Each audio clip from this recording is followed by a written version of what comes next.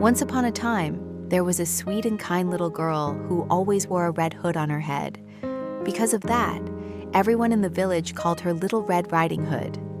She lived with her mother in a small house at the edge of a forest. One day, her mother prepared some cakes and said, "Your grandmother is sick. Please take this basket of cakes to her house to visit her and cheer her up." Her mother added, "Remember to stay on the path. Do not wander into the deep forest and never talk to strangers." Little Red Riding Hood promised to listen. She picked up the basket and happily set off on her journey. From behind a large tree, a wolf appeared. The wolf spoke gently, and the little girl honestly replied, "I'm taking cakes to my grandmother." When the wolf asked where her grandmother lived, the girl showed him the way without any suspicion. The wolf came up with a clever and wicked plan. He quickly ran ahead toward the grandmother's house, leaving the little girl behind. Along the way, Little Red Riding Hood saw a beautiful path filled with colorful flowers and fluttering butterflies. Attracted by the lovely scenery, she forgot her mother's warning and happily took the longer path through the forest. As she walked, she picked flowers and chased the butterflies.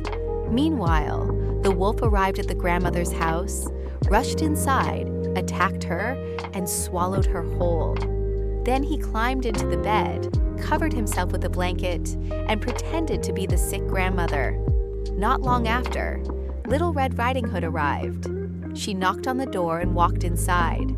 Seeing grandmother lying in bed, she came closer and asked in surprise, "Grandmother, what big ears you have?" "So I can hear you better," replied the wolf.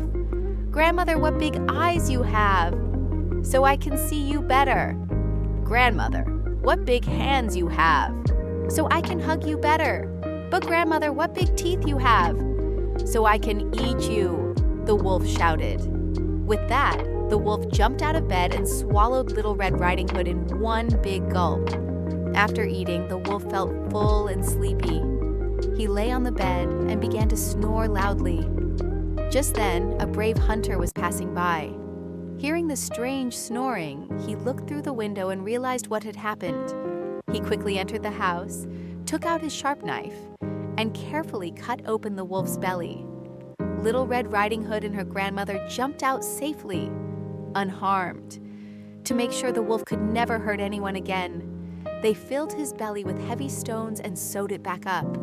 When the wolf woke up and tried to run away, the stones were too heavy. He fell down and died. From that day on, Little Red Riding Hood always remembered her mother's advice. She stayed on the path, never wandered into the forest, and never talked to strangers again.